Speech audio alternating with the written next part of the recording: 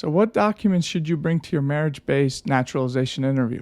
So just to recap, right, under INA 319A, you're able to apply for naturalization after 3 years of being a permanent resident. Actually, technically, it's 2 years and 9 months, since you can file 90 days early after becoming a permanent resident, as long as you're married and living with in marital union with a U.S. citizen. So for these cases, there's an additional requirement of proving that you've lived with for those 3 years in marital union with the U.S. citizen spouse.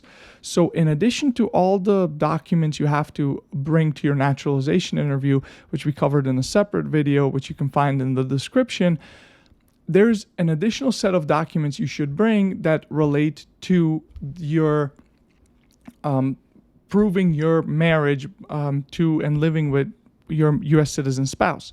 So to go through these, right? So the way you should think about this is you should have submitted most of these documents, or at least some of them, when you filed your naturalization application. If you did that, right, if you filed proof of the fact that you have resided with and are living in a marital reunion with a U.S. citizen for the past 3 years, then the only documents you should really bring to your naturalization interview is proof that while the application was pending, during the duration of the application, right, from filing to the interview, that the marital union has continued. If you didn't submit any documents proving that you are living with have lived with a U.S. citizen in marital union, well, in that case, bring them to your naturalization interview, because if you do not bring them to your naturalization interview, it's going to be impossible for the officer to approve the case.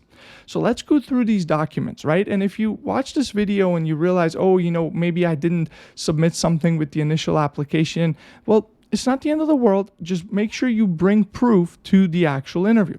So let's go through these and see how you can prove that you've lived in a marital union with a U.S. citizen for the past 3 years. So first of all, it's documents proving cohabitation, right? That you live together. So what could those be? It could be a lease agreement, anything, mortgage statements, mortgage deeds for a property you own, anything related to ownership and residing in, in an apartment or a house together, right? And just to be clear, these documents are helpful if both of your names are on them, right? A lease agreement that only lists one of your names is not going to help a lot, but you can use them in combination with other documents such as utility bills, phone bills, cable bills, other mail you get, at your address. If the addresses match and the officer sees, okay, but you're both getting mail, even though not both of your names are on it at the same address, that's going to help a ton, right? So basically, first one is documents proving cohabitation. Second one is joint finances. So think of joint bank accounts, joint retirement accounts but they're not joint, but your retirement account may list your spouse as a beneficiary, right? That shows joint combined finances. Also credit card statements, right? If you've put your spouse or you have each other on your credit cards, right? All of that proves that you've joined your finances, right? Because you're banking together, you're using credit cards together, all your retirement savings would go to your spouse. So anything showing joint finances is great evidence. The next one's tax returns. This one I think is given a lot of weight to. The officers give a lot of weight to this one.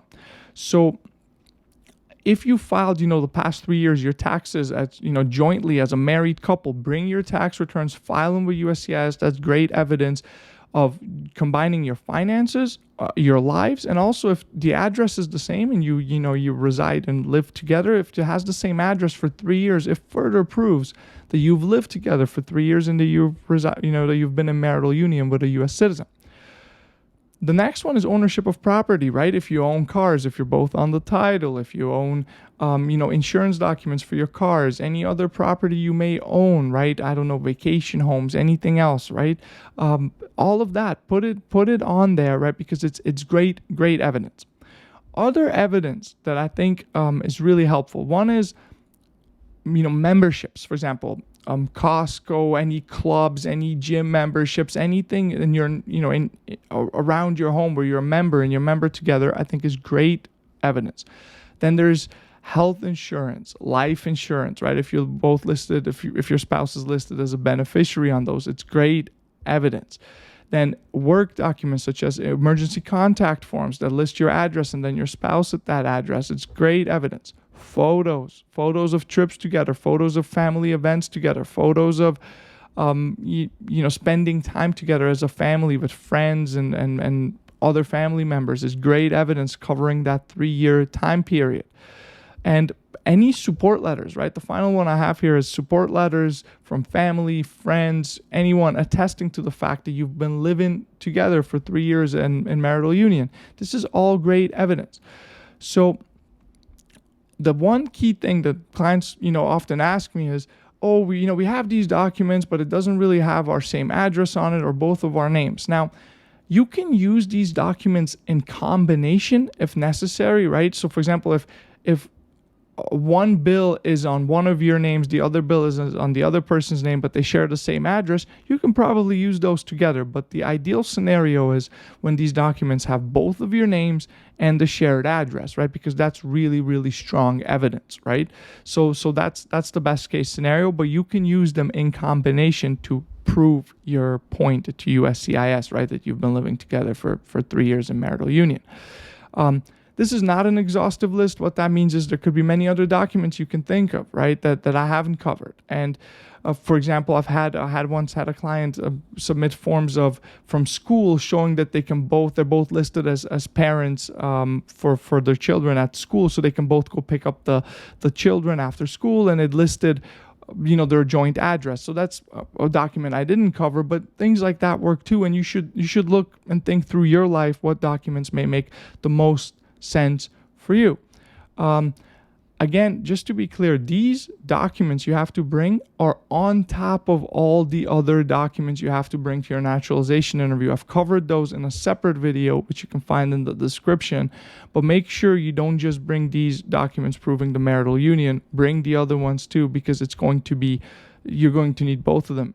And to be clear, people always ask me, oh, is this the same as the marriage-based interview for the green card? And the answer is no, because you go alone. The naturalization applicant goes alone to this one. You're not going to go together. So it almost makes the documents a little bit more important because you won't have your spouse there to also answer questions. And anyway, that covers the whole the document list for a marriage-based naturalization interviews. I hope you found it helpful.